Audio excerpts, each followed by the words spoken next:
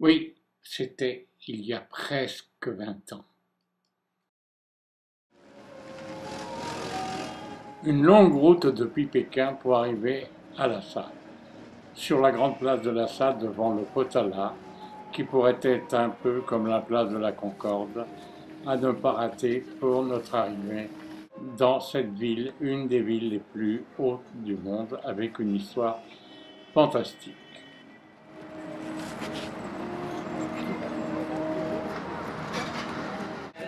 Quelques pas dans la ville pour essayer de rencontrer des gens, de voir. Et nous voici devant le chemin des moulins à prière.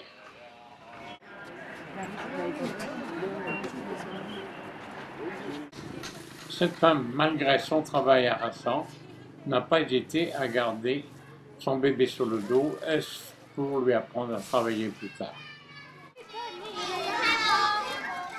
Une sortie d'école de jeunes enfants.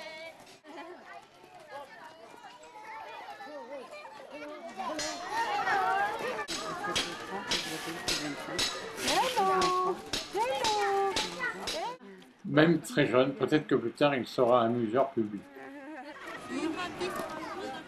Ne ratons pas l'étalage de t-shirts. Nous revoici à nouveau dans le centre de la ville, ramenés par l'autobus. Profitons-en pour ouvrir grand nos yeux et de bien regarder à la vie tibétaine qui se transforme en vie chinoise.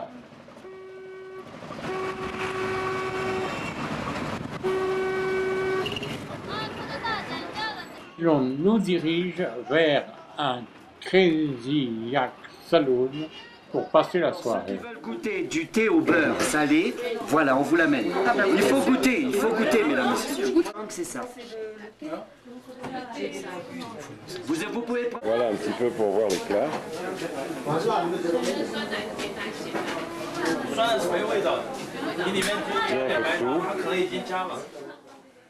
Je crois qu'il sera difficile de goûter à tous les plats, tellement ils sont nombreux.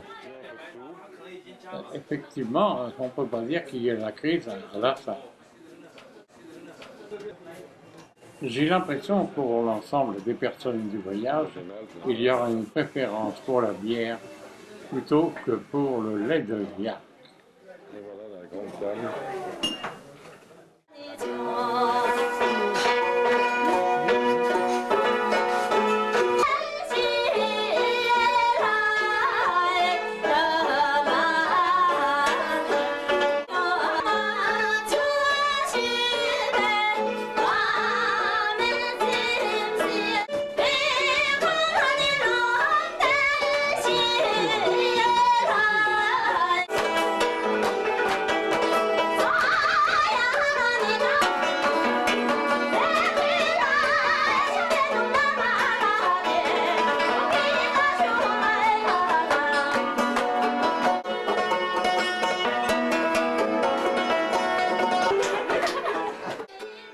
Il y aura toujours une espèce de clown pour animer la soirée complétée et qui amuse d'ailleurs les chanteuses tibétaines.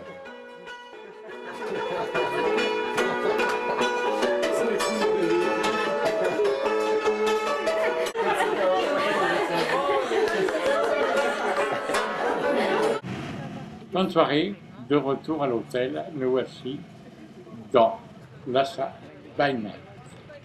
À demain.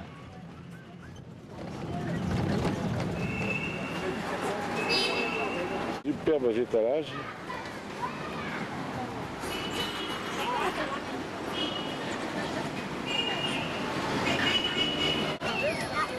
Toutes les baraques, la super le beurre et le thé au beurre. En périphérie de Lhasa, voyez ces moutons qui tentent d'être assassinés par des musulmans parce que les Tibétains ne tuent pas. Et cet homme est un spécialiste des intestins. Voilà, vous pouvez acheter la viande.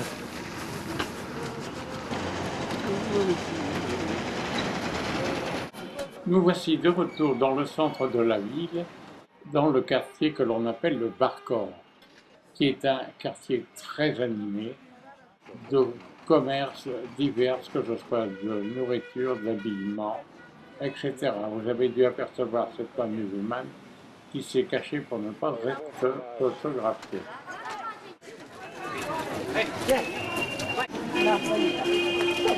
Les feuilles en pierre séchée.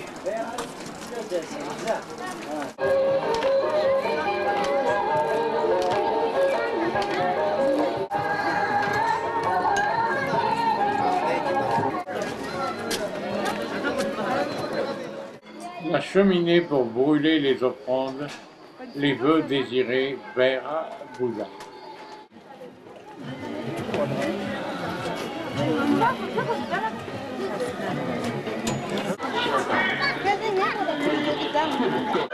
On aperçoit le potola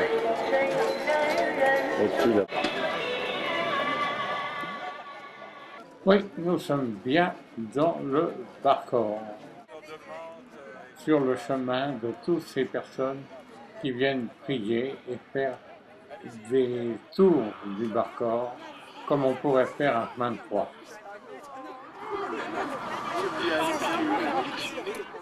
Devant le Jokang, les Tibétains viennent faire leurs ablutions.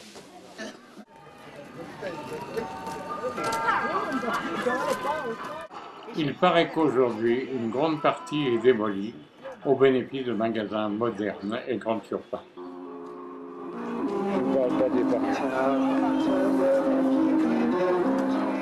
Selon l'histoire, c'est le deuxième empereur tibétain, Chogen Khampo, qui fit de Lhasa la capitale en 609-613. Nous développerons Lhasa un peu plus tard dans un autre film.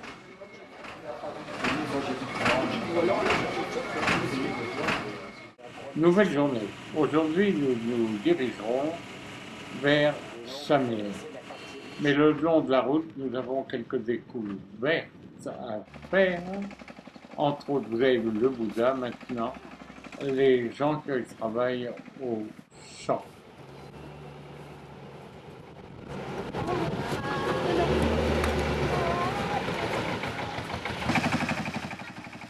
C'est la grande saison des moissons.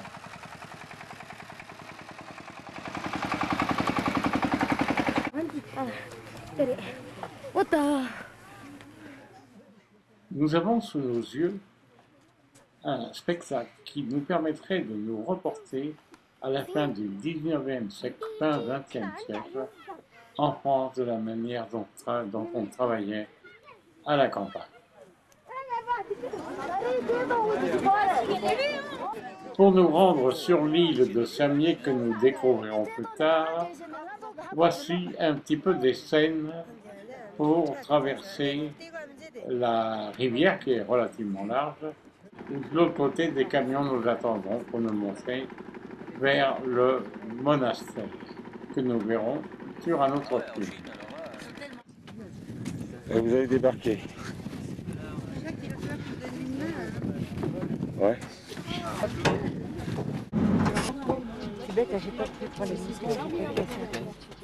Moines et nous-mêmes utiliserons ces camions pour remonter jusqu'au monastère. Nous voici de retour sur le bateau. Regardez tous ces visages.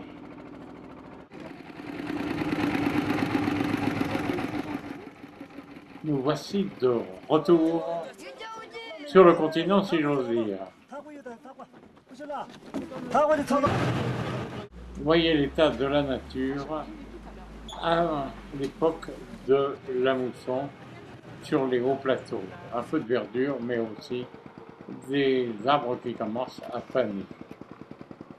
Dommage, mais il y a un beau coucher de soleil qu'il faut voir en photo. D'autre part, nous voici de retour sur la route. On traverse la route. Au revoir, à bientôt.